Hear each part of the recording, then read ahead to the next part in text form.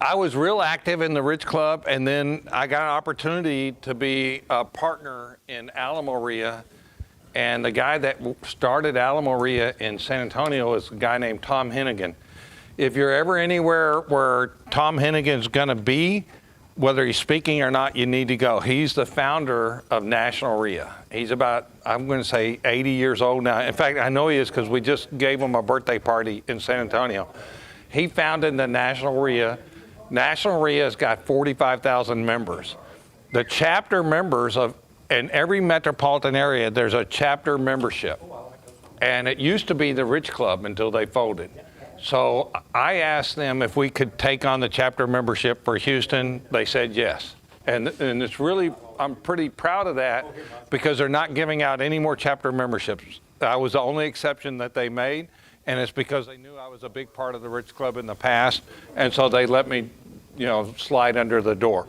But we're a chapter member in San Antonio. We're a chapter member now officially in Houston.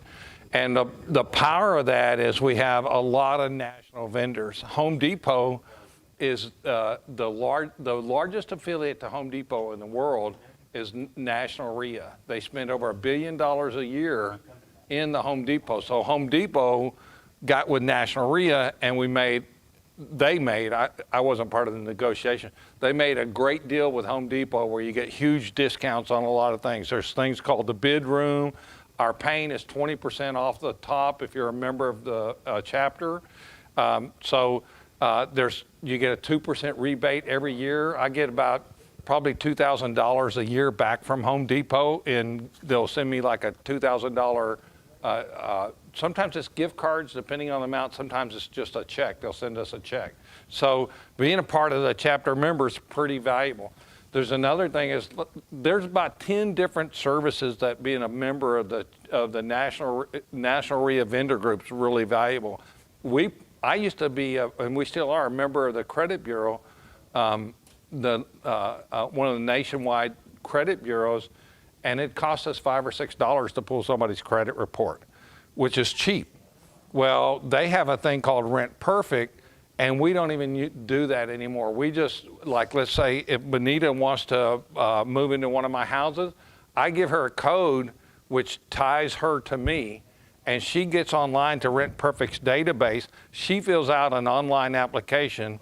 She gives them permission to send the information to me. She gives that company permission. So I'm not pulling the credit report. I'm not responsible for the credit. I don't have to prove that it had authority to prove that, because if you've ever been a member of a credit bureau, they'll come back and audit you. So now Benita sends the $30 to them. I don't get the money. I don't have to go meet her at Starbucks and collect the $30. I don't have to do any of that crap. And they pull their credit report, and then they pull her credit report and criminal report, and then I look at it. So it sounds like it's complicated, but what's really happened, literally with one phone call, I send Benita a code. She pulls a credit report. A couple hours later, I get the credit report in my email. And then a couple hours after that, I get a criminal report. And it's so simple and so slick. And with Rent Perfect, they kind of vet you a little bit to make sure you're not a crook because they're going to be giving you live credit reports. But it's just at a property manager, as a landlord, it's just made it so much easier. We get incredible discounts at Office Depot. We literally get our copies for half of what the public pays for that. So if you're making 500 or 1,000 copies, it'll save you 30 or 50 bucks. They also have a room. If you have that card, then you actually get a benefit. You get things at 20, 30, 40% discount. Like I bought a clicker for this thing, which I can't find this morning, but I paid like $70, I think it's $60 or $70. With that discount, it's like $30 or $40. It depends on the different products. So there's a lot of discounts. One of the things we're going to do is the Alamoria requires membership, and we charge $199 a year. We're going to do a bus tour. James, are you around? What day is the bus tour on? October 30th. So that's how much is the price on that going to be? Okay, so if anybody wants to go on the bus tour, we'll also throw in one year membership to Alamoria, but that's going to be the cost of the membership. It's $199 a year. Huh? Okay, well, and the bus tour is worth $199 because you're going to have on the bus tour, and it's really not going to be a bus tour. We're all just going to meet at different houses and then spend half a day doing that and spend half a day here. You're going to listen to Pat on one house, and then you're going to follow him around, and he's going to have the rehabber hat on. And I've probably done 1,000 rehabs too, but as an investor, not as a guy, as a project manager like he is. So you'll listen to him on maybe one house, and the next house you'll follow me around. And then you'll look at it through an investor's eyes as to, hey, is this house got good bones? And our goal in that day, at the end of the day, our goal is to figure out how to rehab a house without breaking the bank. Know what you should be spending, like how much does it cost to fill in a pool? How much does it cost to do a roof? What's the square foot price?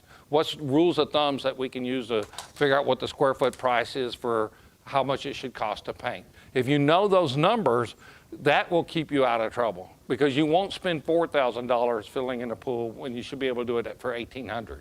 And if you know that, then you're safe. And if you've got a network around you, then you're going to be able to pick up the phone and say, Pat, who was that pool guy you used? Or are you sure you really got that done for $1,800? In fact, I have to give you a real life story. We were doing a fire damaged house, and I partnered with a guy, and it had a pool that we had to fill in. And he said, and he was supposed to be running the job, so he was calling around, and he got a bid of $3,500. And I said, no, it's $1,500 to $1,800. And I said, no, you're going to have to keep looking. And he said, oh, come on, Ray. He says he can do it. I said, it's $3,500. We're not going to spend it. And he kept looking. And I said, tell the guy that you'll do it, that you'll pay him $1,800. And he came back and immediately went to $2,500. That guy, right? But it was the power of knowing what that number should be. And we ended up going with another guy, and he got it done for $1,500. But he had to make 8 calls. But what's your time worth? To me, making 8 calls and saving $1,300, it's probably worth it. So just knowing what that number should be. So at the end of the day, we'll be able to kind of figure out what's it going to cost to fix up a house, what houses to do and what houses to avoid, and just kind of like what to do in those houses. And what that story Pat's given, I've seen that with my own students. They go in there, they fall in love. You know, the days on market in some brackets is like 5 and 10 days. So you tell me how much you want to do in repairs, because you're never going to get that money back. And if it's going to sell in 15 days versus 5 days, it's worth it. Now, if the market's slow, then it's a whole different, it's just the opposite. You want to probably do more so that you cut down your days on market. So anyway, that's going to be on the 30th. If y'all want to get on the bus tour, sign up for that. And then with that is automatic membership. And this is our first month that we're really starting to accept that. Now, we have 2 full-time staff people that stay on top of the membership. It's Brandon and James. And James has a lot of other duties. But Brandon will, y'all don't know Brandon because he lives in San Antonio. But we have a membership database that he manages. Along with that membership also comes a free website. And the guy that runs that software provides free websites for people who want the websites. And if you want like a super deluxe website, then it's more money. But at least you can get a website for free if you join that group. Yes, Benita. Is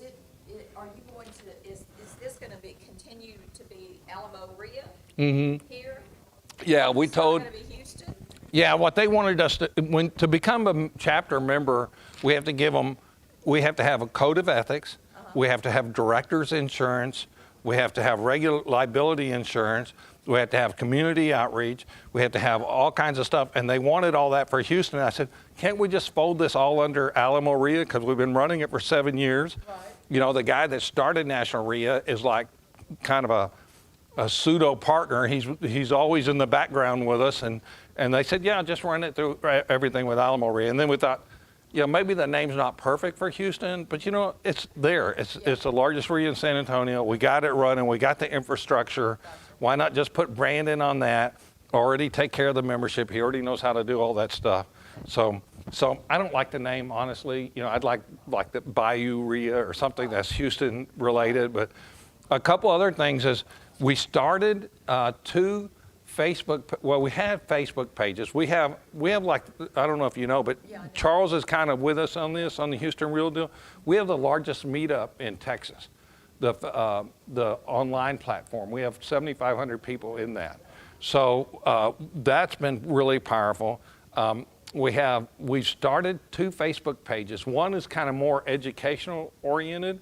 It's called Massive Passive, and you have to ask to be on that. And then if you don't look like a spammer and you look like an investor, or somebody that's important to investors, we let those people in. And that's about 3,500 people. Now we have another Facebook page called Texas Real Estate Investing Community, or Investment Community. James, what is it? Is it Texas Real Estate Investment Community, I believe. That one is over 12,000 people. My goal is to make that Texas-wide. So, and the rule on that is we don't really filter people coming in, but we delete people like crazy. Because there's like, I'm pretty sure there's no Nigerian that lives in Nigeria that you want in that group. So we're deleting those people en masse because they're all trying to sell Bitcoin. They're all trying to sell, crap that has nothing to do with real estate investing. So the rules in that group is it's got to be about real estate investing in Texas, or it's got to be about Texas. Something interesting, like a good sunset over the hill country, or something that people that want to live in Texas are interested in.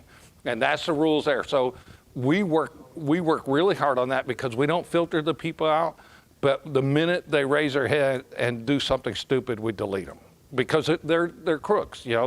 Some people ask, or they join that and they're a member of 500 groups and they've had their membership for 6 months.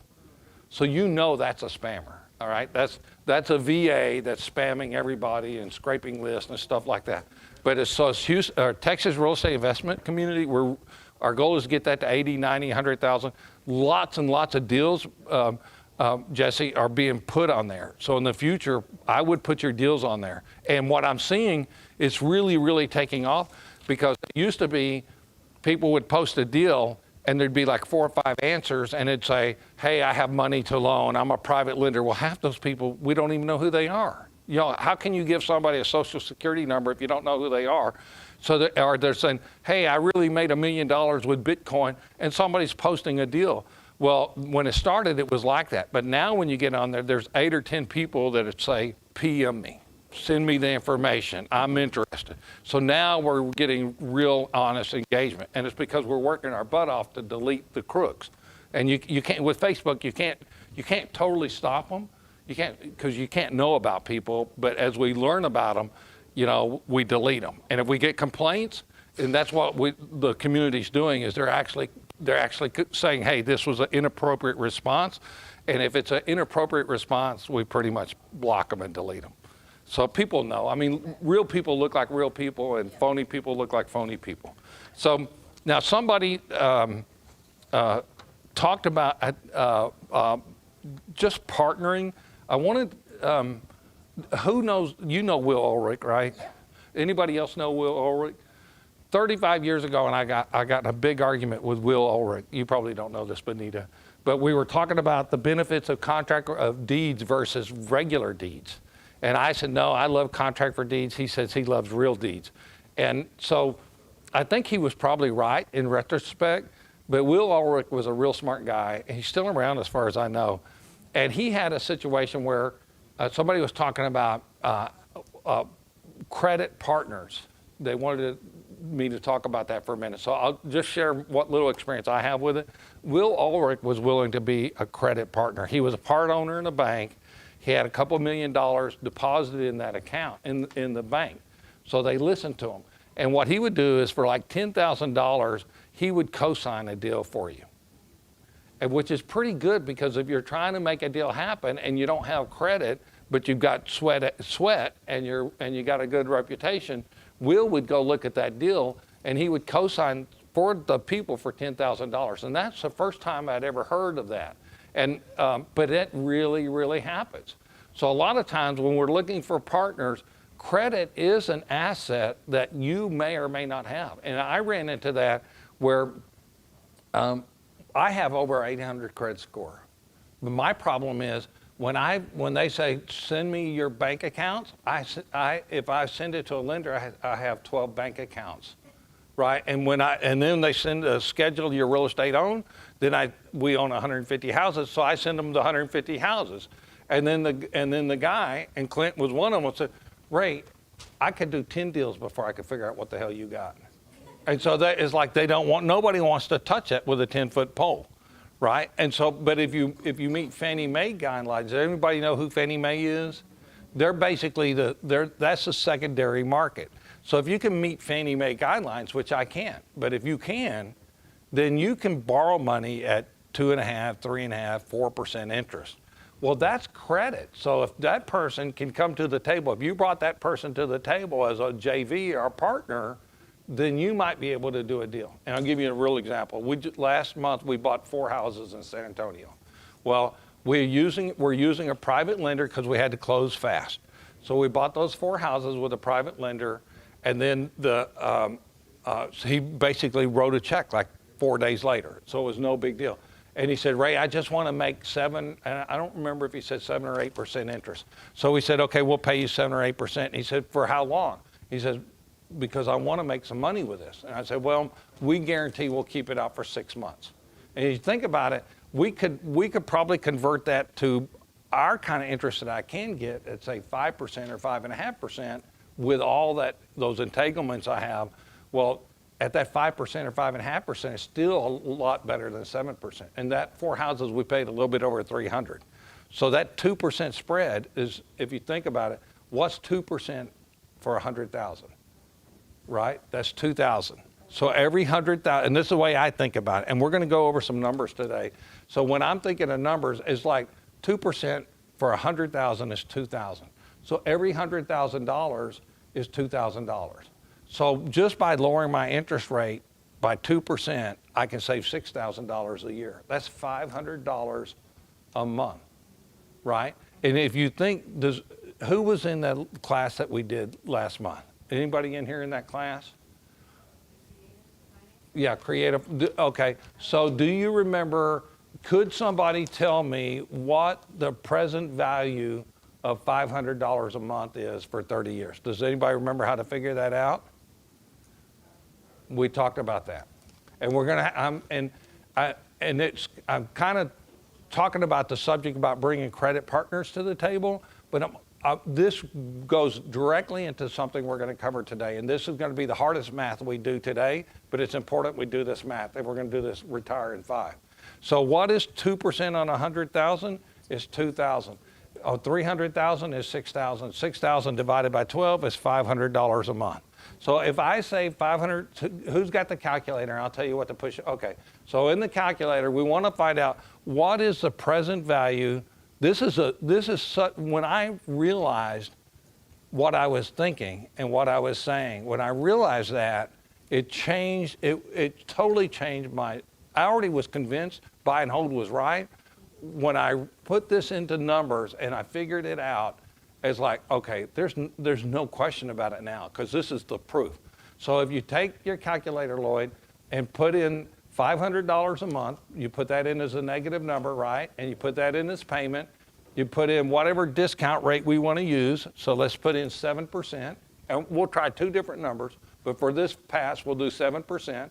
And then let's say it's for 30 years, okay? That's 360. So what is the present value of that income stream that I'm saving? 75,000. So just say 75,000. So by playing around with the financing, by bringing that part, and this is kind of what you and I were talking about earlier, but I knew where this conversation was going, and I didn't want to have a 2-minute conversation because it's also a part of what I wanted to talk about today. So by getting that interest to drop, I'm creating, in effect, like a present value of $75,000 in real dollars. That's $75,000 in present value, today's dollars, assuming it would last 30 years. Put in 5%. We have to have some number to calculate this. Just put in 5% and now solve for present value. Okay, by improving my financing, I'm making this deal literally $93,000 better. While you're at it, take $500 a month and multiply that times 360 months because those are real dollars.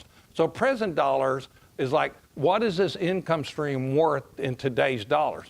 That's one thing to think about. Another thing to think about is like, well, what is the total dollars? What is the total dollars? 180,500 times 360. Yeah, 180. So over the life of this deal, if it lasts 30 years, I save $180,000. So a future income stream of $180,000 in present value with a discount rate of 7%, which is the first number he said, is worth $75,000. So somebody, if I was going to give them $500 a month for 180 months and they wanted to earn 7% on their money, they would pay me $75,000. So by changing that financing, I'm increasing the value of this deal, $75,000 to me. So is it worthwhile for me to bring a credit partner in? And what if I could get that to 3.5%? I mean, this is mind-blowing. And the thing is, if I could set up an income stream that in present value dollars is worth $75,000, how does that compare if I was going to wholesale that deal and make $5,000? Right? 75 versus 5. And what else happens is if I make the 75 in the value, how many more times do I have to screw with it? How many more deals do I have to bring to make that 75,000? None, because I got it. Why would I give that away? I will never give that away. In fact, I mean, to me, it's like when you realize that you're giving away $70,000, 75 minus 5 or 10, whatever your wholesale fee is, you're giving that away because you're not creative enough to figure out how to hold on to it. Well, we've got to figure out how to hold on to stuff. Even if what if I brought, let's say Lloyd has an 850 credit score, he's got perfect credit, and I say, Lloyd, I want to partner with you on this deal. I want you to manage it because I'm too busy. I'll give you the know-how. I'll give you the experience. You have my whole infrastructure backing you up. You won't have to learn in real time how to be a property manager. I already know how to do that. I'm already doing it a lot. I already know how to do that. But you go and borrow the money and you be the first level of support. Is that a good partnership? Because I don't want to give up the time. I already have the experience. He doesn't have the experience. He's got the time, but he's got that simple credit report. He can take that deal and replace the 7% money with 3.5% money. Is that a good deal for me? I'll probably make just as much money, except now I'm giving away the parts of the deal I don't want to mess with, which is the management and the front level support. That's a good partnership, right? And so sometimes it makes sense to have good credit partners. And honestly, you could see this as one house. Imagine this is a 100-unit apartment complex. Then the numbers are multiply that times 100. Now it's not a question of should we think about doing this. It's like if you're not doing it, you're stupid. If you know the numbers and you're not doing it. Now most people just don't understand the numbers.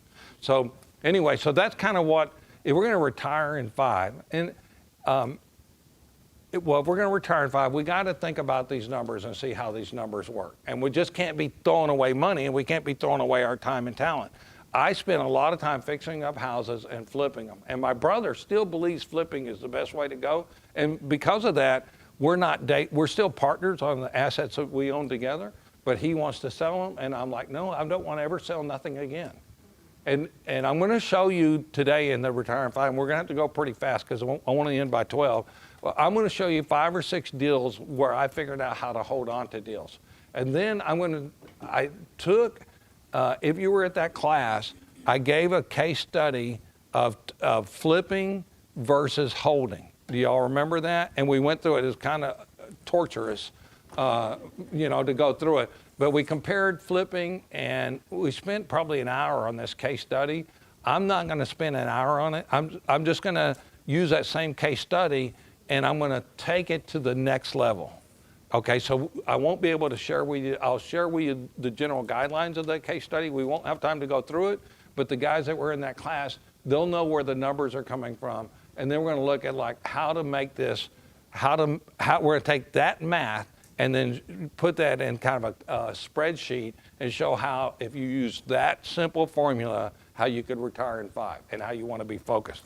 So anyway, so that was, I wanted to talk about that. And then somebody said, but she's not here, so maybe we'll talk about this next month. In fact, if y'all have topics or people because I don't like talking in front of the group, because like I was up at midnight last night making sure all my math was kind of right and stuff like that, and preparing, and I work really hard during the week. So if you have potential speakers, like Benita is a master lease person, so she's going to be one of our upcoming speakers. If you have people who will make good speakers and who share content, not a pitch, it's okay for them to pitch a little. The way we do it when we have signed contractors with contracts with national speakers, we make them, there has to be 95% content, 5% pitch. Because if you're not careful, it ends up being 95% pitch and 5% content. And we're not doing that. So Benita, I'd like for you to become one of the speakers, in the upcoming meeting, even if it's 15, 20, 30 minutes, whatever you're comfortable with. But if y'all know anybody else that's got real talent, like marketing, anything that's investor important, even if it's a surveyor or a foundation engineer, any of those kind of people, bring them to mine and Pat's attention and we'll do it. So what I'm going to do is I'm going to show you real quickly how I went through 5 or 6 kinds of transactions. I'm going to take one of the transactions, probably my favorite and the one I've done the most, and then we're going to say, how would I retire in 5 with this transaction using the case study that we did last month. So let's just jump in here. This is one that Benita's an expert on, and this is a real deal. It is our oldest master lease, and I just want to share it with you. How we found this was I was driving around trying to buy duplexes. And I drove through this neighborhood that had a bunch of duplexes, and there was this empty duplex. And the guy, I probably would not have figured, had not been exposed to master leases at this point. I didn't realize that there's some really, really smart people out there. And I wish I knew how we figured out how to do a master lease. I kind of know how it kind of started, but it was really a miracle it happened. And what I think what happens is if you get out in the streets and you start looking at deals and you start talking to people, you get engaged, your brain starts opening up, you get ideas and you start solving a problem, and all of a sudden you're doing something that somebody else already put a name on, but you didn't know it, but it just seems to be the right solution. The other thing is just hang out with people who are doing neat things, and you'll be doing neat things pretty quick. So in this particular case, it was a duplex. We're driving through the neighborhood. I find the guy, I call him, and he had a property manager that he said was terrible. His name was Tom. And so what happened is I said, well, we'd like to buy the duplex. And at the time, duplexes were being foreclosed on regularly in this neighborhood for $40,000 to $50,000. Remember, this is early 80s, right? So they were being foreclosed on. And I said, well, we'd like to buy it. And he said, Ray, I don't think you can afford it because I owe $80,000. And it turns out that a lot of people cannot get foreclosed on. They have like a top secret clearance. They have jobs like they're superintendents or assistant superintendents. They will never get foreclosed on. They'll just pay the negative, and the house was sitting there empty with overgrown grass. So there's a lot of people that cannot. They can lose their job, their livelihood, or their reputation. So they're not going to be able to walk away from a mortgage. And some people just aren't going to walk away from a mortgage no matter what. If they can afford it, they'll just pay. I call it hemorrhaging. They'll just continue to hemorrhage until somebody comes and rescues them. So when he told me that, I went back, talked to Audie, and I said, man, I wish we could buy it, but he owes $80,000.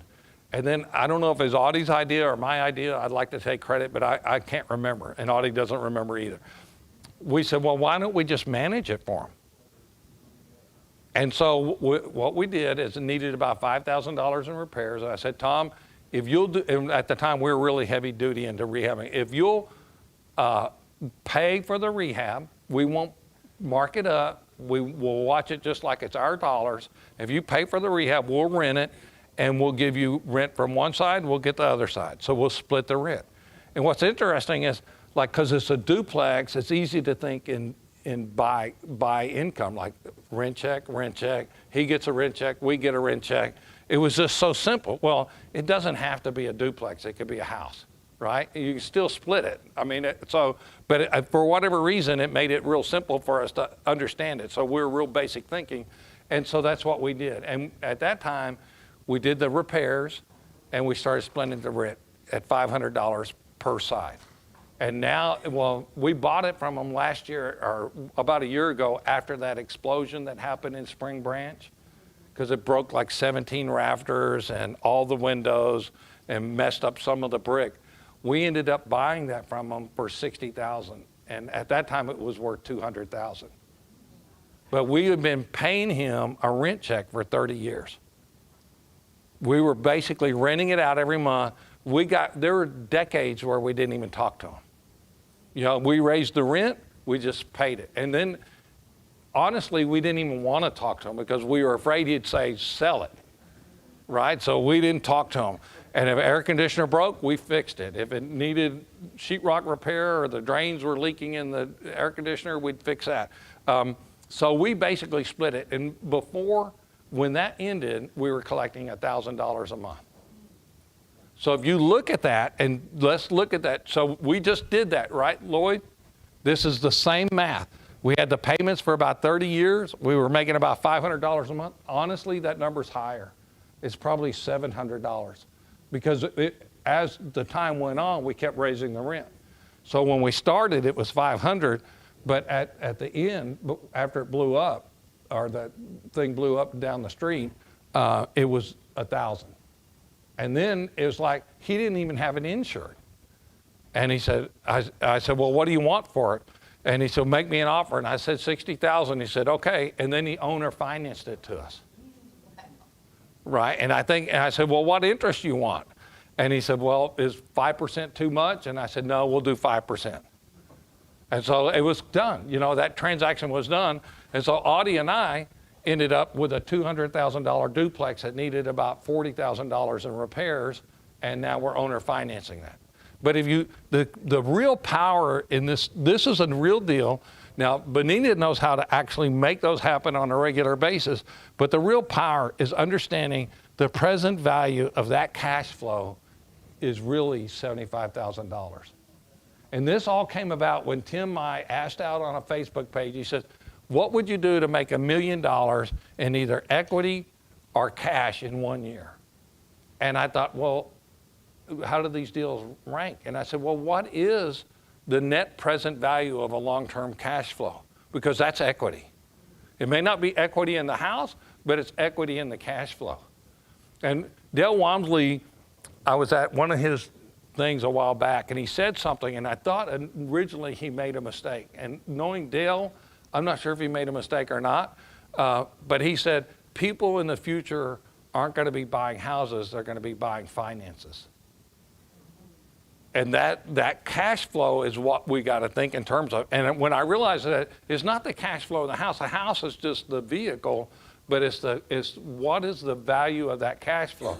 And like if I could pay $40,000 for something that's worth $75,000, then that's probably a good deal.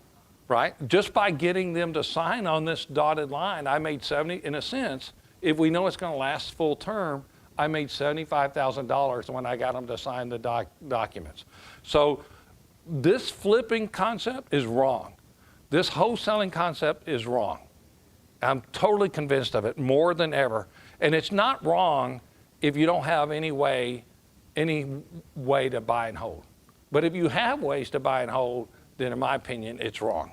That's for Ray. And one of the things is 20 years ago, anybody know Tom Pike? You know Tom Pike? Tom Pike and I started at the same time. And Tom and I were at a Jack Miller deal. Jack Miller, he's passed away, but you need anything he's written. He wrote a lot of books. You need to read them on making it big with single family houses.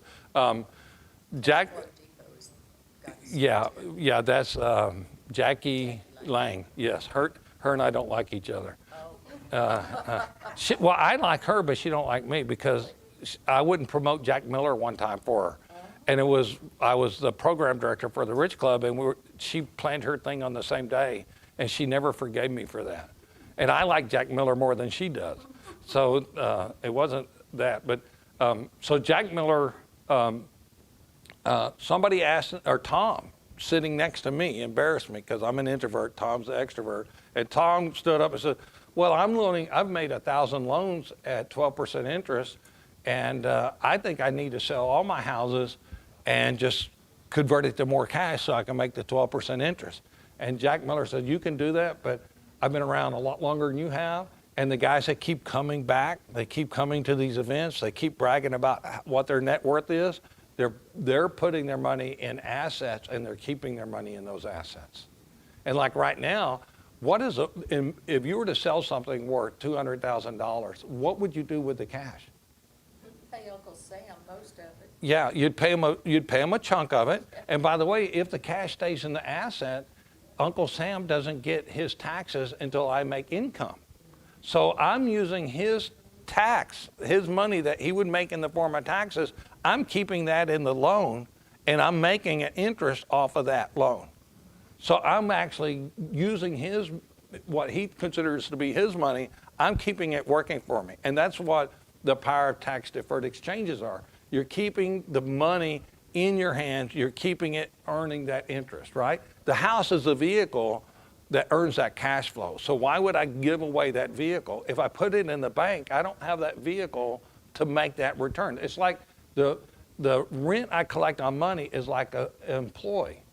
And if I give away that employee, then he stops making that money. So why would I do that? So we don't want to do that. And that's what Jack was saying. That was what he was trying to get through to me and Tom. And Tom and I got it.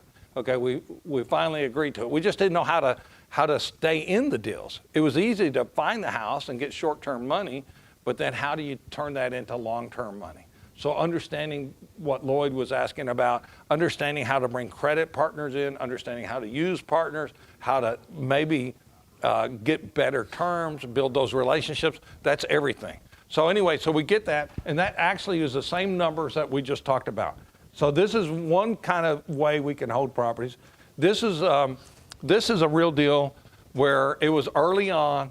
We paid $60,000. We rehabbed it for $50,000. We refinanced $110,000. By the way, this is our very first rehab, and it was a nightmare. In fact, it almost put us out of business. All the things Pat talked about, we screwed up on. We made every mistake. We got cheated, lied to, stolen from, had licensed tradesmen, bribed city officials so they didn't have to bring the house up to code, which is, all these things. I thought it was really cool when I saw him bribe the plumbing inspector with the city of Houston. I thought, yeah, that's my guy. Now he's taking care of me. And then I realized later, that's because he's not bringing it up to code, because he's doing crappy work on my house, because I'm going to have to come back a year later and fix crap he didn't do right. So that wasn't a blessing at all. In this particular case, we had cash flow for about $300. We turned it into a triplex, and we had cash flow of $300 per month. We refinanced it on year 15. And you know why we refinanced on year 15? Because we paid off the mortgage. Because we had a 15-year mortgage and we paid it off. So two things happened. We had cash flow of $300 a month, and we were retiring debt of $110,000 after 15 years. We were doing both simultaneously. Plus, we were getting depreciation. We were getting all these things, and we weren't killing ourselves working on the house. And we know this number's right because we had this on our personal tax return. We were doing the Schedule E every year, so we knew exactly. It wasn't like a feeling. We knew exactly how much we were making. Because the Schedule E, if you're not familiar, Schedule E is on your tax return. Is actually like, what is your income, what is your expenses, and you have to break them out. So we knew what our real cost for that was. Now, we did another 15-year mortgage, so this is about 2009, I think we sold it, 2011, I don't know what year it was. So we sold it, and that was almost paid off again. There was 2 years left on that mortgage. So the tenant did exactly what we were supposed to do. When we hired the tenant, and you've heard people use that kind of language before, when we hired the tenant, they did their job. They paid the mortgage off, right? And plus, they were nice people to work with. And it was a good house in a good area. Then we sold it at year 28 for $250K with a balance of about 25. So what is our net dollars? We had net dollars, we had cash flow, we had our debt paid down, and we got depreciation from that deal. That's a real deal because we figured out how to buy and hold. Deals like that, you don't need to do many of those deals, and they will change your life because they actually work. And that's called, I think they call that there's a real name for that, and actually I don't know what it's technically called, but it's called and I'm get it wrong. It's the BRRR. I don't know how many R's there are.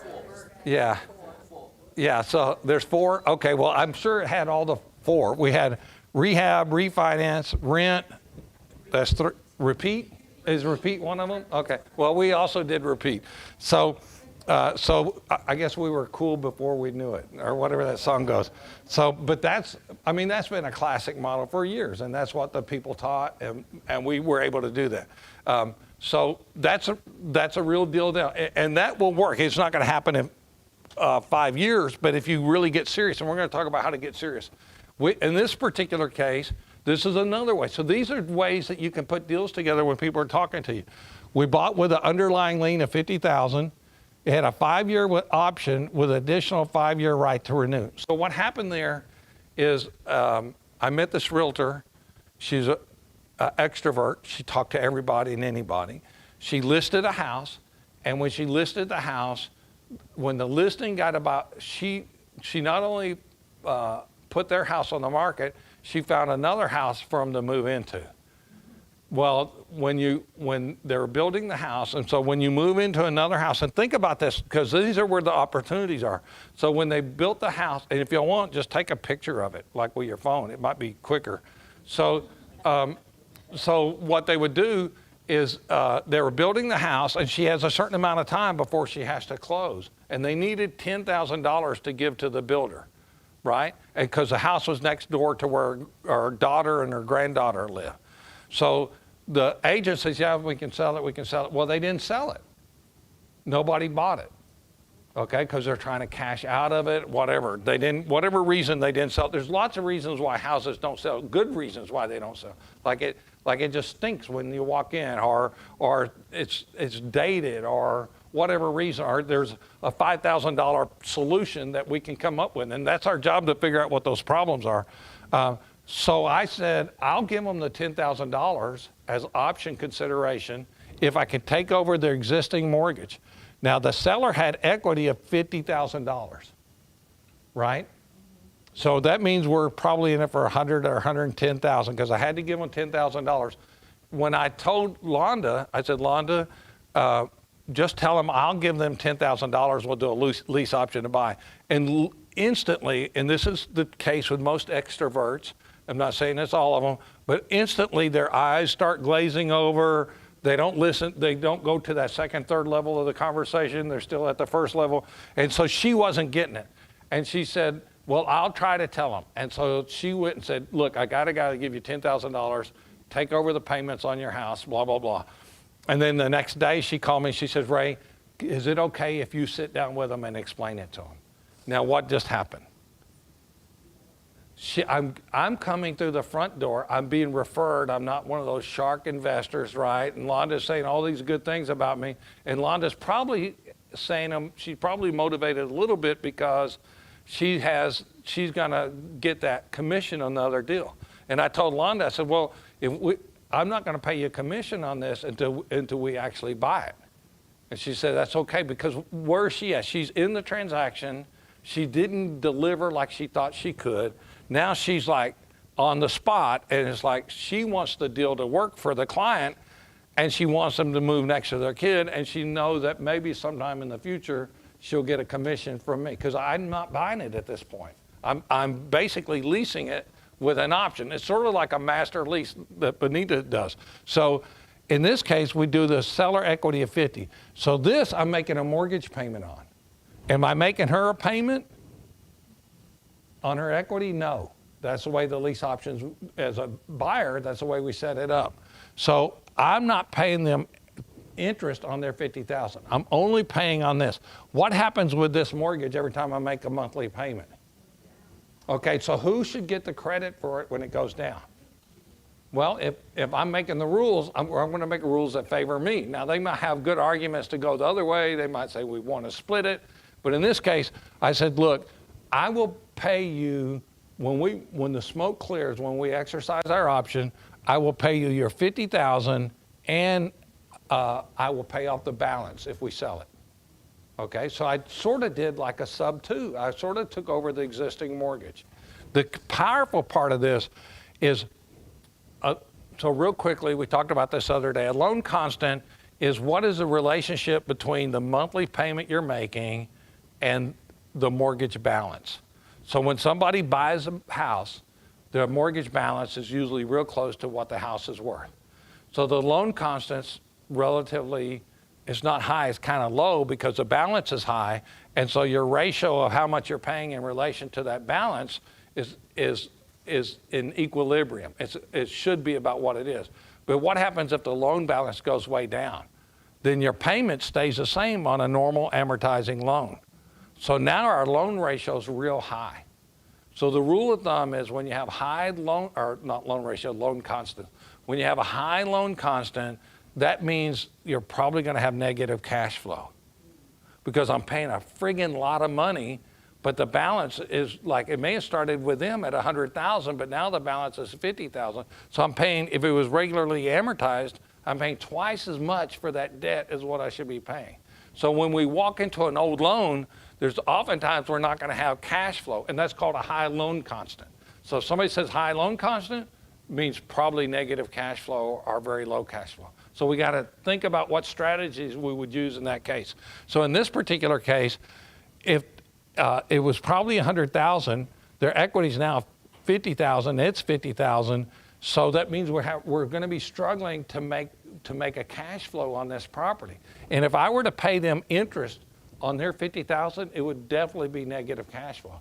So when I see this situation, I know like, hey, if I'm taking on their equity, a lease option might be better than a sub 2, unless I can do interest only, or not interest only, but interest free. But any payment towards that equity, whether it's in zero interest and it's 100% principal payment I'm making every month, it drives my negative cash flow worse. So when I see this, it's like, okay, this is a lease option candidate. So basically I'm paying the 50K, but it's probably started out as an 80, 90, 100K mortgage. So it means I'm going to have a real struggle with cash flow. In fact, I think we ended up, I don't know if I put it in here. Did I put cash flow in here? Cash flow, $150 a month. If I would have been paying them, it would have been negative. It would have been hard to say yes to the deal. But I said, no, we'll pay you the 50K at the end of 5 years. And where was that at? 5-year option with a right to renew. So we rented that house for 5 years. Well, what happened to this? This went down to, because now we're near the end of the loan, most of our payment was going directly to principal. Who was paying the principal? The tenant. I paid $10,000, but the tenant's paying the principal down because they're paying me rent. And I'm turning around, say Benita's house, I'm renting it from her with an option to buy in 5 years. And then I go and I rent to Lloyd. Lloyd's paying me, I'm taking that money, giving it to pay the debt down. I put $10,000 out of my pocket, or a partner brought $10,000 to the table. So you kind of follow the format. So I'm renting it from her, but I'm turning around and renting it back to somebody else. And the tenant is paying me, paying her. Well, the people moved out after 5 years. So what do I have at the end of 5 years? I have what my principal balance is. It's no longer 50K, it's like 20 or 30K, right? Okay, and I didn't pull the file to see what the actual numbers are, but it goes, because we're at the end of the loan, most of our payments are going towards principal. So that's being reduced quickly. In fact, I don't even really want to sell it. I want this just to keep going down, right? Because I'm getting this at interest-free. It's a 10-year interest-free, no payments, right? So I don't even want to pay it off. And so at the end of the 5 years, we put it in MLS and we said for sale or for rent. And the prices had gone up quite a bit in value. So what we did is somebody came along and said, we want to buy it. They fell in love with it. And we really didn't want to sell it. So I went back to the original seller and I said, look, we have a hard decision to make. And they said, what's that? We said, we have somebody that wants to buy the house. But if I pay it off now, I'm going to have to pay an additional $20,000 or $30,000 that if I wait 2 or 3 years, I won't have to pay that. So we're thinking about continuing to rent because we had a 5-year option with a 5-year right to renew for additional 5 years. So I didn't have to pay them off for 5 years. And then I just said, look, if you'll split what we would lose by paying it off early, we'll probably exercise our option now. So what is it? What is I have to pay them when we exercise our option? So we ended up buying that for like $30,000. Does that make sense? Originally we agreed to $50,000, but I said, look, I'm going to be penalized. I didn't mean to set it up like this, but I'm going to be penalized if we pay this off early. Do you want $30,000 now, or do you want to wait 5 years and we give you $50,000? No, they didn't want to wait. And in my life experience, when you set up these scenarios, 9 times out of 10, people would rather take a discount for their money. And then when you know that going in, I mean, now I know that. That's like branded in my brain cells. I know that people almost always will take a discount. So I'm never in a hurry to pay something off unless I get that big discount. Yes. Why did anyone agree to this in the first place? Because they wanted to live next to their grandkids and they couldn't sell the house. Okay. I mean, motivated sellers will do things.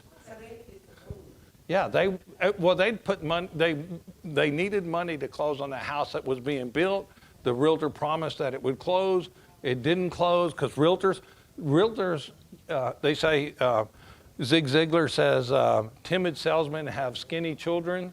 Well, if you're a realtor and you're not optimistic, then you're probably not going to stay in business. You got to be optimistic. It goes with the territory. Well, that optimism backfired on the realtor. So knowing that how people get in these situations, the realtor was very interested in me solving their problem. But it had to be on my terms or it's not worth me doing. Does that make sense? Okay, so if you get different scenarios, these are different ways to do this. But we're going to really focus on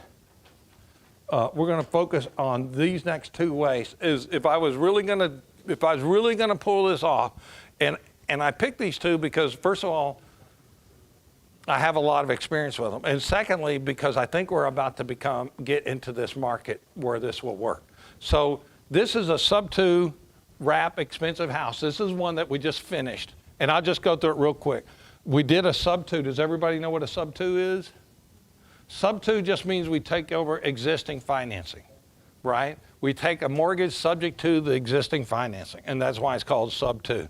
It happens all the time when people are getting foreclosed on. So they'll have a mortgage, then somebody can take it over, okay? And I'll show you 2 examples. Yes? When you buy sub-2, do you still get the title insurance? Yeah, you can. Sometimes we do, sometimes we don't. So if you get the title insurance, so this will be efficiency, the mortgage is not paid off, it's in the... Yeah. Hey, Pat, will you get me a Diet Coke? So on a sub-2, it just stays in place. And if you remember the charts I drew, I said this is like, I had the lender, the seller, the buyer, and the lender. The title commitment, it will show up, it will show there's a mortgage. Yeah. It's on the Schedule C, right? But so if they give you, the title will give you the title insurance. It excludes it. It excludes that. Yeah, and by the way, that's a really good question because you can have exclusions for anything. If a title company says we can't insure it because there's this claim against it, you say, well, let's just exclude it. If you're willing to take that gamble, title company will exclude things. Yeah, it's not a problem. There may be some limitations as to what they can do, but typically they can exclude things. So it happens all the time. We've had, okay, well, you might as well. Did you put any spiced rum in there? Okay, this is a real case where we took over an existing loan for $195. We're out of pocket $10K. They needed to move, and the house was rural, and they didn't want to leave it empty, and they were moving about 200 miles up the road. We did about a $10K rehab. We wrapped it. Now, the real power here is knowing when to do what to do. So, and Pat kind of talked about that in the rehabbing, like what should you do? Because a lot of people do the wrong stuff and they take a perfectly good deal and they ruin it. And so, and when you do this a lot, you're going to make those mistakes a lot. And so it's better to be, what's the difference? It's better to be wise than smart. It's better to be around people who actually have real experience doing it. So in this particular case, we did a rehab. we knew that the house didn't have to be perfect if we were going to wrap it. And the house, if we were going to make it perfect and put it on the market, we might have done a $50,000 rehab. But the house wasn't shoddy. It was just like a cracked granite in one place, hadn't been upgraded in a couple other places. But it was a beautiful house on 5 acres. And so, okay, so wrap means that we're going to just turn around and sell it to somebody else. So I buy from Bonita. She keeps the mortgage in her name, but she'd rather do that than have to make $3,000 a month mortgage payments or $2,500. And then I'm going to turn around and sell it to Bruce. So I'm taking it subject to the existing mortgage, and then I'm going to wrap that underlying mortgage and sell it to him. In the process, we typically raise interest rates. So with her, in her case, I'm taking over her mortgage for 4.5%, and I'm selling it to Bruce for, say, just to keep numbers round, for 7.5%. So remember the rule, what's 1% per 100,000 is $1,000. So every percent that I can raise it is $1,000 a year. You divide that by 12, and that's whatever that is, $88, is that right? So it's $88. So if I every 1% is $88 a month in cash flow. So if it's a $300,000 house, it's a minimum of $260. And then in reality, it's a lot more. Why as a buyer, if I was him, would I want to buy a house that has also a sub-2? Because only 3 or 4 people out of 10 can qualify for a new loan. 7 out of 10 can't. And if you have 10 people, 3 are like 800 plus credit scores. They're not self-employed. They have W-2s. They've been on their job 2 years. 3 out of 10 are like that. The next 3 are like me. They've got great credit score. They got too much crap on their tax return. It's too complicated. Maybe some income can't be verified. And then you got that. And then you got the 3 or 4 at the bottom that are just thieves, right? So the people in that middle range, a lot of those people make unbelievable money. It shocked me. I mean, I know a guy that makes $1,000 a day in the car business, the way that his process, his system, he'll come around eventually because he follows me around. But he makes $1,000 a day in the car business, and it's hard to prove it. But I mean, I know he makes that. I've seen him. I've seen his operation. It's a lot of people are in that position. And another thing is like people are in transition. Like with that $500,000 house, we had a guy that wanted to buy it, but he had to sell his house first, and his debt-to-income ratio was out of whack because he lives in California. And he said, look, can we do, I've got the money to pay this, and let's do like a 6-month balloon. So on our 2 offers as a buyer, from a buyer, we had a person that had a 1031 tax-deferred exchange, that they had the cash sitting in the facilitator's account, and then we had a guy that was going to sell his house, and he wasn't going to make the deal contingent on it, okay, but he was going to sell his house, then qualify for that 3% financing. And so there's lots and lots of reasons why people do that. Now, ideally, what is when we did our present value calculation, what was that based on? Can anybody answer that question for me? It was based on 2 things. And is the definition of a cash flow. What is a cash flow? Cash flow is payment, and what else? No, it's a payment over a period of time. That's a cash flow, okay? And then we'll do the rest of the math. So that's what is important. So if he says, Ray, I'm going to refinance you in 3 months, well, if I'm looking at creating a present value, I don't want to do business with him because I want to do one and done. I want to put the transaction together, and if he's likely to pay me off in 3 months or 6 months or a year, I don't want to do that. In fact, my philosophy is don't do transaction-oriented business. Flipping, wholesaling, I don't want to do those. I want to do it one time and just let it ride. So like if y'all 2 were doing it and it looked to me like you weren't going to pay it off, but you were reliable, he was going to pay it off and he's reliable, I'm going to go with you every time. And there's ways that people have those profiles, right? I mean, they just look that way, you know, and there's certain things you want to look for. But for me, I want the cash flow, long-term cash flow, because the long-term cash flow is what makes that present value so high. If he pays it off, in fact, in this particular deal, it's kind of sucked because we had a cash flow for about 3 years of $1,000 per month, and then they defaulted. So, yeah, I sold it to Bruce, and Bruce, the bum he is, defaulted.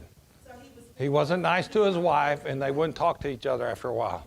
So he didn't have to go through the banks, use finance? Yeah, I was the bank. Okay. Yeah. So then Bruce, being the bum he is, he defaulted, and then we had to take the house back. And sorry, Bruce, and I appreciate you giving me the deed in lieu of foreclosure, because then we put it back on the market. We tried doing the same thing again, and then somebody said, I love the house, I want to buy it. And then we sold it for $425. In that deal, in about 3 years, we made $150 plus the $1,000 a month cash flow. We were out a little in repairs, maybe $10,000 or $15,000. Huh? When he gets it, he needs to give you 10%. Who? He does. 10%? Yeah, right? Like, oh no, I just wanted the house back because him and his wife separated. No, when he got it. Oh, First got it. oh yeah, he gives a down payment, absolutely, and he did pay a down payment. Yeah, they did pay a down payment, and they did real upgrades, really valuable, good upgrades. And then they got to where they couldn't talk anymore to each other. And then one of them said, I don't care if I make a penny, I just don't want her to make any money. You know, and those, when you start hearing stuff like that, those are good opportunities. You just gotta have a strategy. So that's what happened there. But the key is, this is what we're gonna talk about, and I think we're on time, so I think we're gonna be able to get all this in. So this, okay, I skipped that one. So this is a real deal too. We bought this house in 2013. This was kind of bizarre because the guy wasn't really motivated. I mean, he didn't have the classic, when you start thinking you know how people work and how things work, you think that you start pigeonholing and you start stereotyping them, and that's when you get in trouble. And in this particular case, the guy just didn't seem motivated. He was an airplane mechanic, and he retired, and he was moving, and he could have sold the house for more than what he sold it to me for. In fact, he basically went under contract with a wholesaler. And so we bought it in 2013. We took it over for $60K, sub 2. So we're going to talk about how to do sub 2 deals without going into great detail, okay? Just understand the power of this. I'll tell you a couple major things you need to know. Taking over existing financing is important, and knowing that where sub 2s come from is important. Because if you can do that, we're using math to prove what I'm saying. After this conversation, you don't need the math anymore. You'll have the proof. So now you just need to do the job. You need to just get these deals and make them happen. And the math will take care of itself. So in this case, we paid the wholesaler $5,000. Our net rent for the whole time we've had this property is about $300. Now remember, when we took it over in 2013, it was built in 2005, and so the mortgage was 12 or 14 years old then. So our loan constant's a little bit out of whack, but rents are pretty good in this area, and so we had a pretty good positive cash flow. And this is not funny money. This is figuring in vacancy, maintenance, repairs, HOA, all that. And we still had a strong cash flow, and that's a pretty decent cash flow. Today, our balance is $17,500, and if you were on one of our coaching calls last week, we actually appraised this house. We actually did the comps, and it's worth $195. So this, all I did out of pocket, what doesn't show in here, we did about $10,000 in upgrades in the house. So we're out of pocket about $15,000. But these are real numbers. Bought in 2013, our balance now is $17,500. I know, I asked my wife what it was before the call the other night, and I did the comps, and the value's strong $195. So that's a sub 2. And what's happening in 2 or 3 years, that 17.5 is going to be zero because my wife's like, the reason why it's going down so fast is she's making double payments on it. So, so this one is really happening. And then the rents are going to be about $1,400 for this house, minus the taxes and insurance. So, yeah, I bought it from a wholesaler in 2013. I'm glad you asked that question because, like right now, what I think is going to happen is Are you in here, Matthew? Oh, there you go. Matthew and I were talking about this before. Matthew's a numbers guy, and I like talking to Matthew. And one thing we both realize is that people are coming to Texas in groves. How many people did you say, Matthew? I read 110,000 population increase in Houston last year. Just in Houston? Yeah. It's been doing that for the last 10 years. Yeah, and it's been doing it the whole time, ever since I got out of the service, it's been doing it. It's never stopped. And I don't think it's ever going to stop in our lifetime. I remember reading a book called Megatrends 25 years ago, and it basically said 1% of the population per year in the United States moves south of the Mason-Dixon line. So 1% decline, 1% increase, or whatever. I don't know however the numbers work out. But what that does is it says they're moving south. And where are they going to move? Are they going to move? You pick Florida, Arizona, Texas, California. Where else is there beneath that latitude line? They're not going to move to California. People don't like Florida, and Arizona. A lot of people don't like Arizona. A lot of them are moving there, but they're going to move in one of those three areas, and it's probably going to be Texas and Florida, right?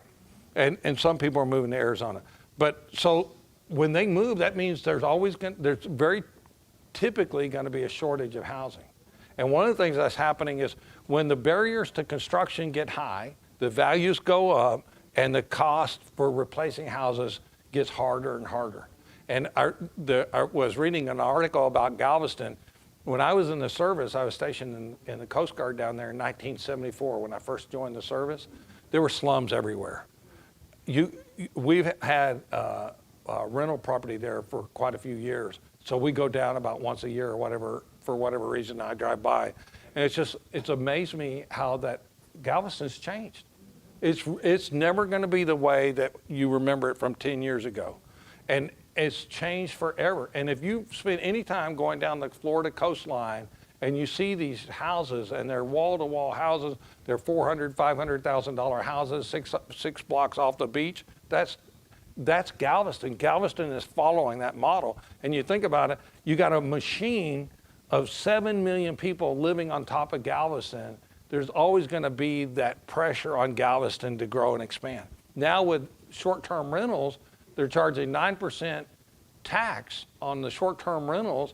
And in that article, they said all of a sudden things are being fixed. Infrastructure is being fixed, roads being fixed, improvements are being made. And so it's like, maybe if you're like from Galveston and the small town feel it used to have, you're gonna miss that. But if that's gonna go away from a town growing and expanding, Galveston's gonna be that town. There is no other town in Texas like Galveston. There's nothing. I mean, you got South Padre Island, that's 200 miles from anything, right? And you got which has got Port Isabel, That's nothing. And then you got some more of the cities along the coast. Whatever Houston's feeding into is going to explode, and Galveston's going to explode. So anyway, that's, I don't know why I got onto Galveston, but I think because when people move into an area, you're going to have a shortage of houses, and the values are going to go up. It's a basic math. So if you weren't, a couple of weeks ago, we went real deep in sub 2, so I don't want to do that. But James said he came up with this goofy idea and said, let's see how you would retire in 5 years. So I'm going to this was part of a case study where we took 2 houses, one for sale and one for owner finance, and we stepped through it. I'm not going to step through it, but I'm going to tell you when we did it, we tried to compare, like, would we sell it on a flip or would we buy and hold it? And so we said, let's look at both formats and see which one makes more money. We proved without a doubt buy and hold is a much better deal, okay? And maybe after the meeting, if you want me to go deeper into this, I will, but we proved it. There's no question about it. We did the math. And so this is just a summary of the math. And the bottom line is, if you see the left column is sale, the right column is owner finance. And we just worked the same numbers on a cheap deal. And at the end of the day, we came up with, now the owner finance has more steps in the beginning, but ultimately it ends up with a lot less steps because there's so much less you have to do. And in this particular case, we came up that our wrap net, if these bottom two lines is what our conclusion was. Sorry. Oh, I was blocking that the whole time? Oh, yeah. Thank you. Okay, so take pictures of this. That's the first one. You got that? Am I blocking anybody? Yeah, you're blocking everybody. How about now? Okay, that's the first one. This is just where we just run through the numbers to see how you would do if you took the same house and ran it two different ways. And the whole point was, if we were going to buy and hold, we're obviously going to do the owner finance. This is where we're going to sell it on a wrap. And remember those last two things I told you that we do a lot of? They were both wraps. One was a cheap house and one was an expensive house. Okay, what we generated after this one is we basically generated two different cash flows. And cash flow is a monthly payment for a certain period of time. So because on this house, for the first 180 months, we're going to make $402 a month after the smoke clears. But then once the underlying mortgage gets paid off, like if you're taking over a sub 2, the underlying mortgage gets paid off, 180 months later, that goes to 901. So we just I said, okay, let's just plug this number into a matrix and let's see if we could do this quarterly. Okay, can we do one sub 2 quarterly, and where does that get us? Does that get us where we can retire in 5 years? And my answer was yes. And so let's see if I can actually, okay, so bear with me. I'm going to bring up a spreadsheet now. And I'll explain it to you if I can make it come up.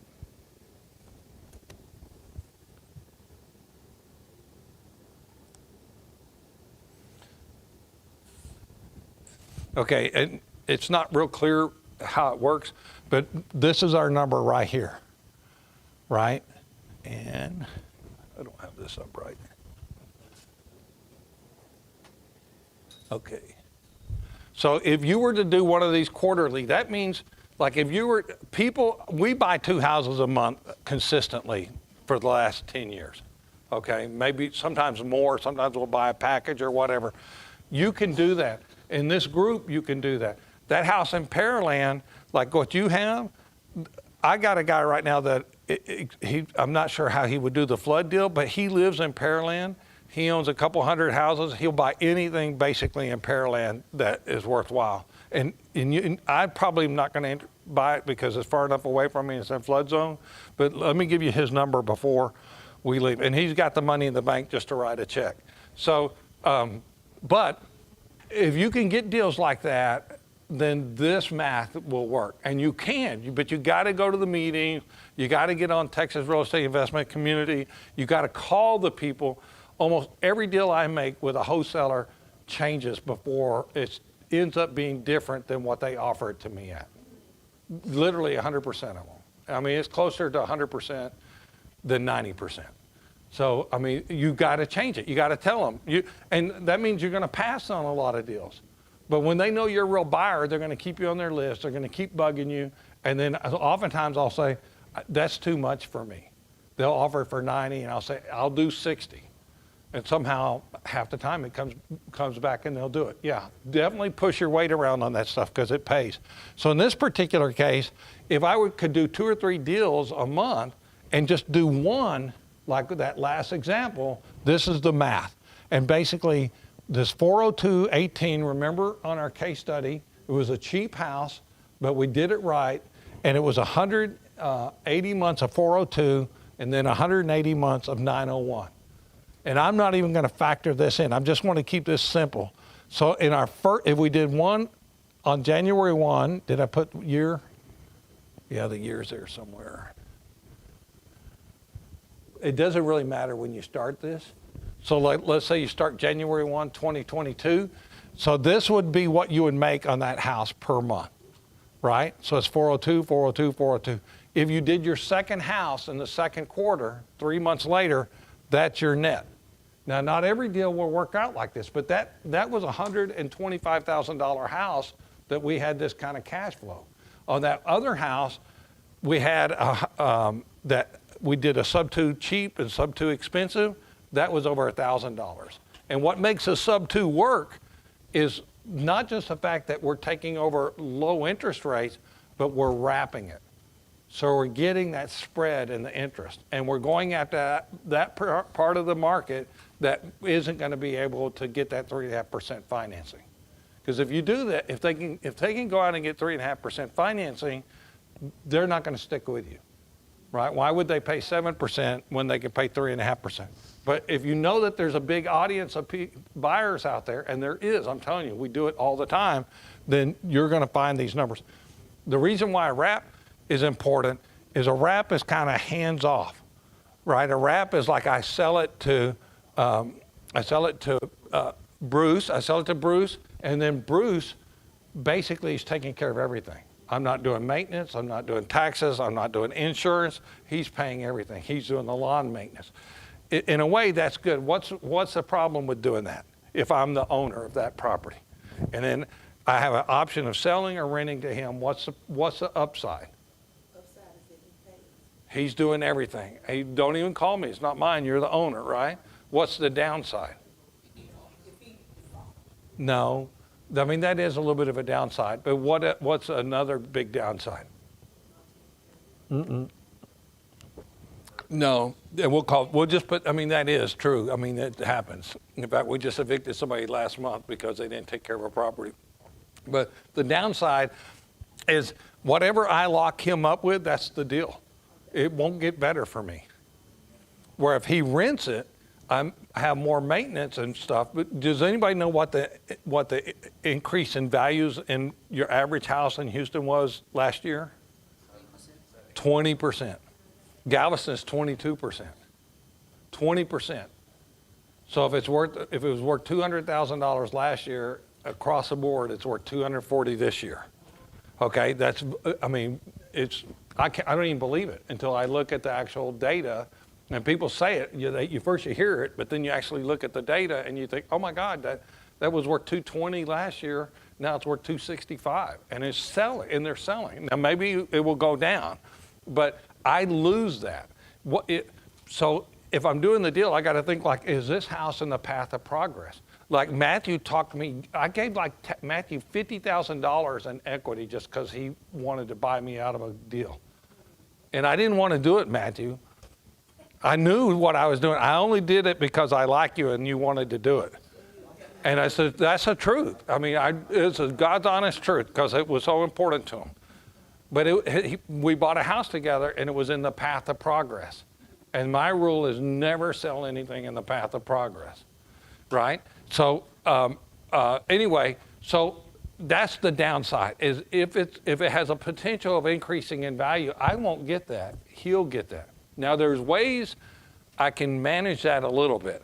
Like, I can make him sign a first right of refusal.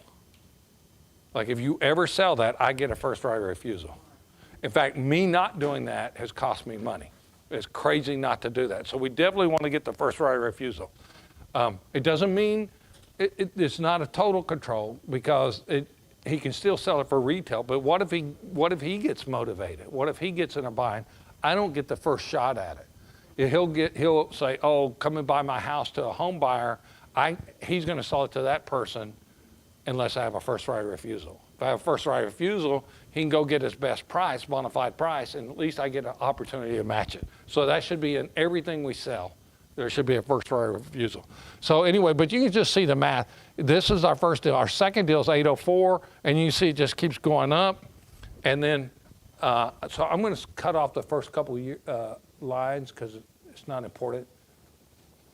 But what you're going to see is basically this is our annual income from this deal, $10,456. And so if I could do 2 deals a quarter, I might consider flipping one house that's maybe not a good buy and hold, and then holding on to this part. Do you remember I said there was 2 income streams in this particular deal? There was the first income stream was for the 180 months at 402, and then the second one was 901 for the second. Well, when I put that so y'all listen real carefully, because if you miss this, you're gonna say, well, how would I do it? And I'm telling you how you would do it. So in order to do that deal that we talked about, we didn't go through the case study, but after the smoke cleared, we were $15,000 out of pocket. So that's a real showstopper for somebody that doesn't have $15,000 to put into it. But you remember there's 2 income streams. There's 402 for 180 months, 901 starting in 180 months for the ending 180 months. I can sell, you can do it there's 100 ways to skin this cat. But remember I said, hey, this really was simple in my head on the master lease where it's a duplex. You get half the rent, I get half the rent. I didn't realize I could just split it any way I wanted to. It was just like, okay, well, let's do that. Because you got 2 units, and he said yes, and we were off. 35 years later, now we're the owners of it, and it's worth, I don't know, it's worth $150,000 more than what we paid for it. So, and we made all that money in the time being. So you can do any kind of cash flow, you can split it up. Like it's 180 at 402, 180 at 901. Well, what if I sell Benita, who's got a Roth IRA, a part of that cash flow? I can give her the way it's already built. I can give her that first 402 for 180 months, or I can give her the second 901, or I can give her 100 of the 180 payments of the 402. Right? There's 180. I could give her 100 of those payments and say, give me $15,000. The only reason, if she's experienced and she knows what she's doing, she's going to say yes if it gives her the yield that she wants. Quest IRA, as y'all may know, we use them, and people buy real estate in their IRAs and stuff. We do that. If you have money in your IRA account, you're typically making 0 to 1%. Okay, there's trillions of dollars in IRA accounts. So if I go to Benita, and I say, Benita, I need this deal like this. Will you take $402 a month for the next 60 months or 80 months? That will give you a 7% yield.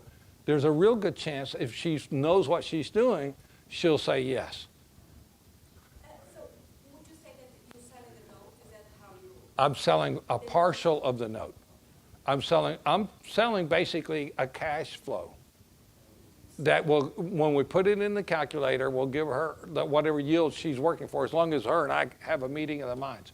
So you do not necessarily have to wait 1 year to make sure that for her to know that that's a good payment, Well, that's called the note business, and a lot of note buyers want to have mature, seasoned payments. But she might look at it and say, I don't care if they ever make a payment, because if I foreclose, I'm going to foreclose on something worth $200,000, and I've only got $30,000 in it. So as long as she's got the first lien position, she's super well protected, as long as the math of it makes sense. If you got something worth $100,000, she loans $20,000 and has first lien and the power to foreclose, like she closed at a title company, she covered her bases, she potentially could make $100,000 on a defaulted note, right? So as long as the collateral's good, and that's, as investors, we have to understand how cash flows and notes work. You want to be around it. If I'm involved, we're going to talk a lot about this stuff, okay? And it'll begin to make sense, and then it'll become second nature, and then all of a sudden you're doing these deals on a regular basis.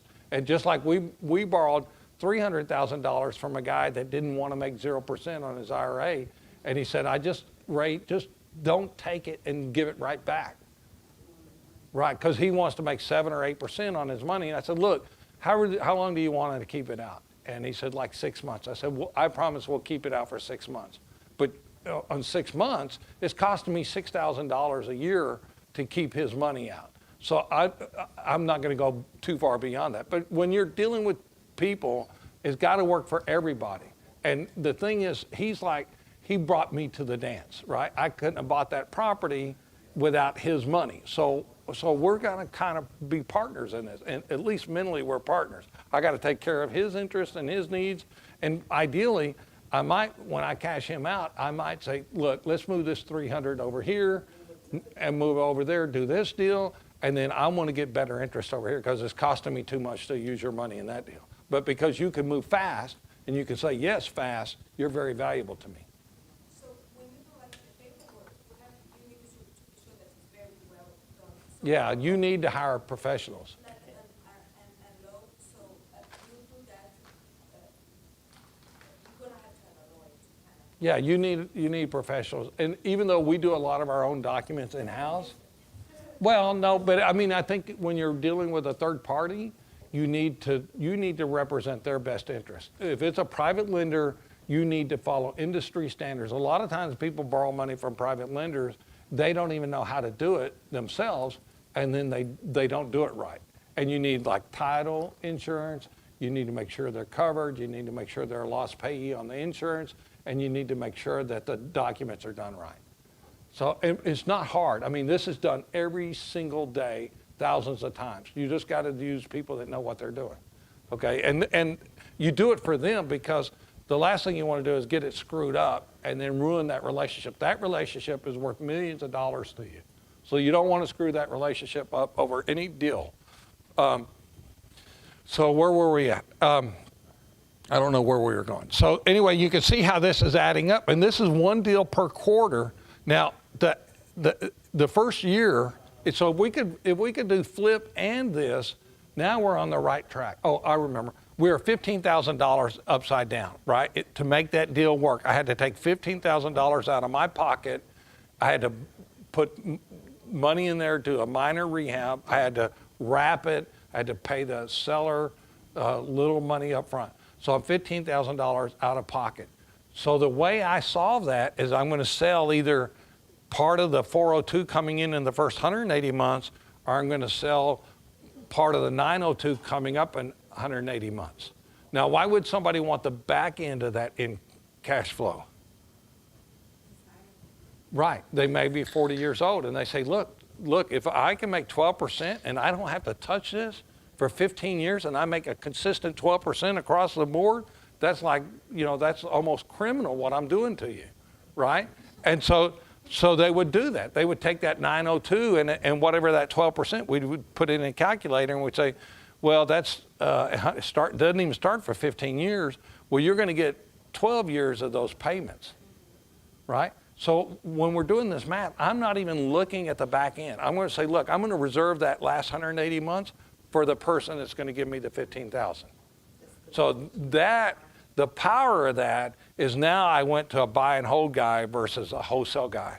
The guy that made $5,000 giving me a property that's grown in value $140,000 that has a balance of $17,000 that the tenant paid down. I mean, I just literally created money out of thin air, and I did that because a wholesaler gave me that deal. And if he would have just figured out, if he had just come to me and said, Ray, can we JV on this? Here's my proposal. Here's my projections. I would have said, here's my Roth IRA account, and they'll send you the money.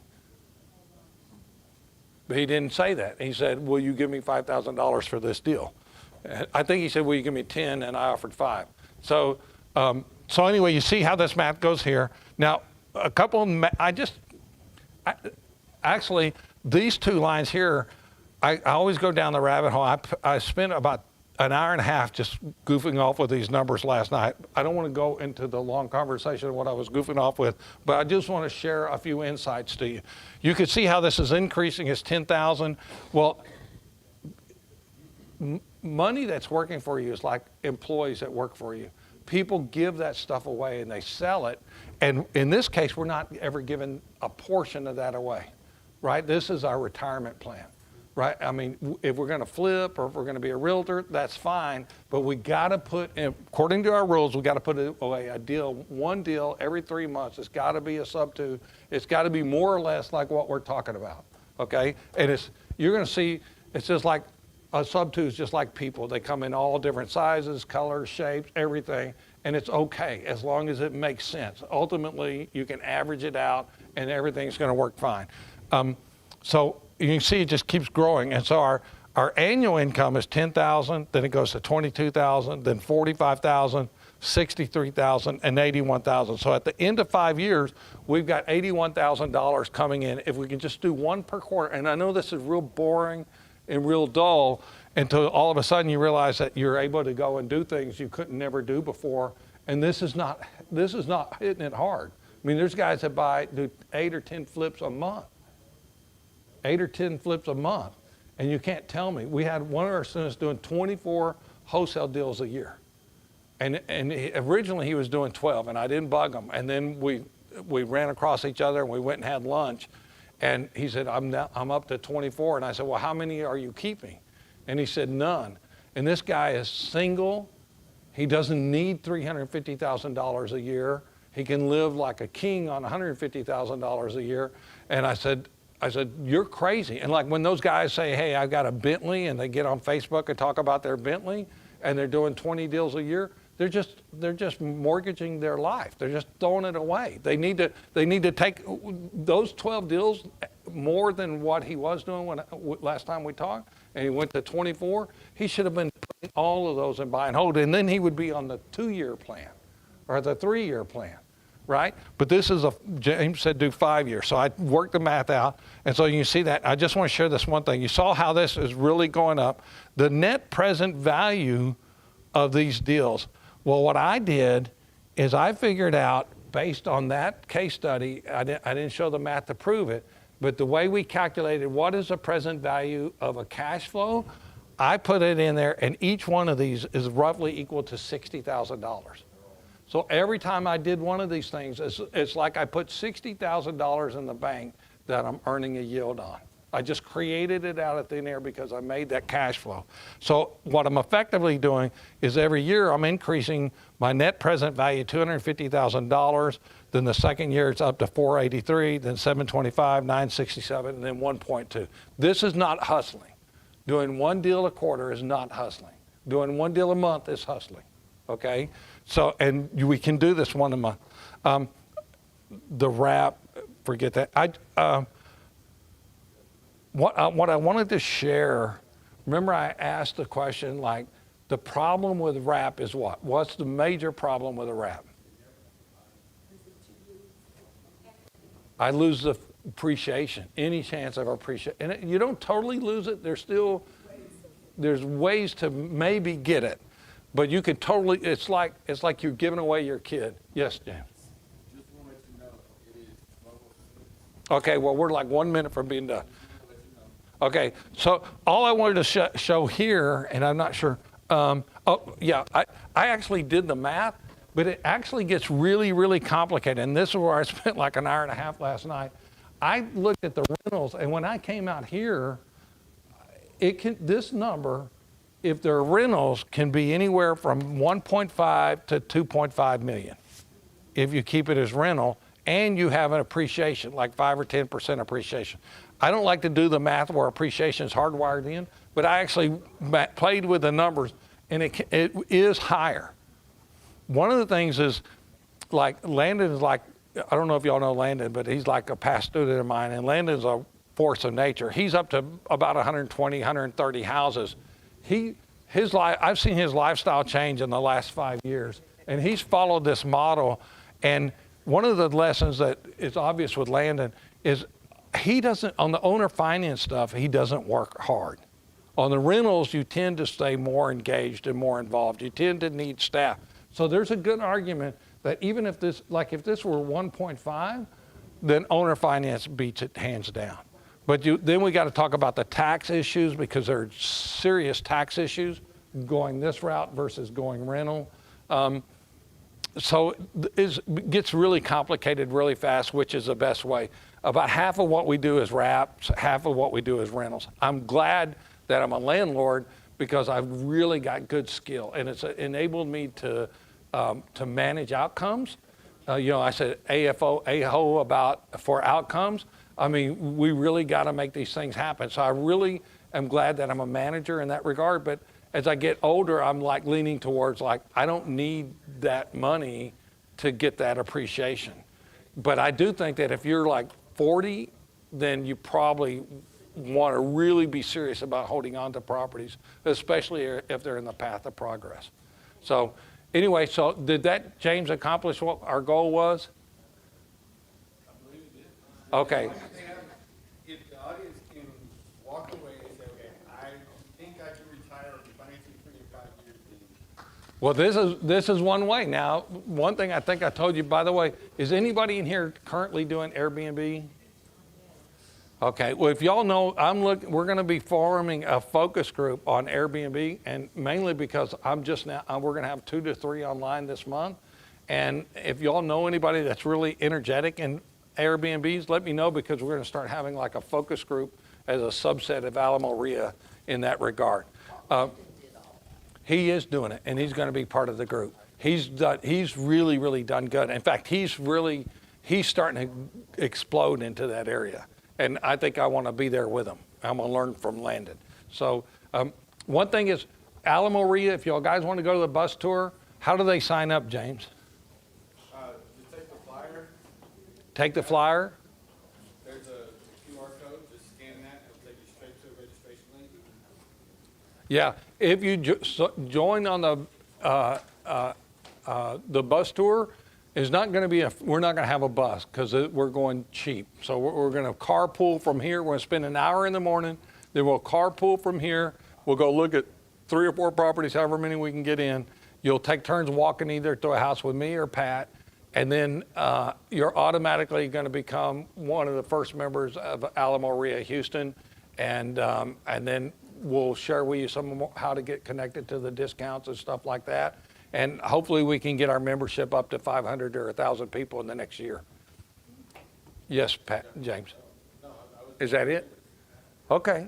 Well, is there any questions on the stuff we talked about? Oh, yeah. No, I meant to say that, because the reason why I picked this is, first of all, that's what I have a lot of expertise in doing. So I knew I was comfortable with the subject.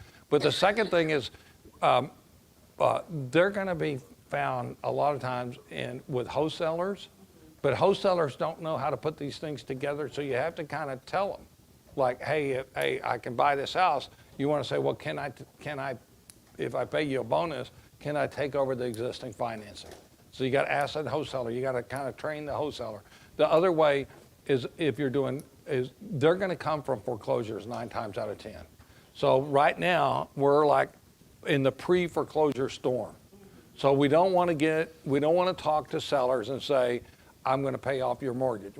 That's the last thing out of our mouth. The first thing out of our mouth is, if I can take care of the mortgage, what do you need to walk away from the house? If you ask that question, and that's such a powerful question, you probably ought to ask it just like that.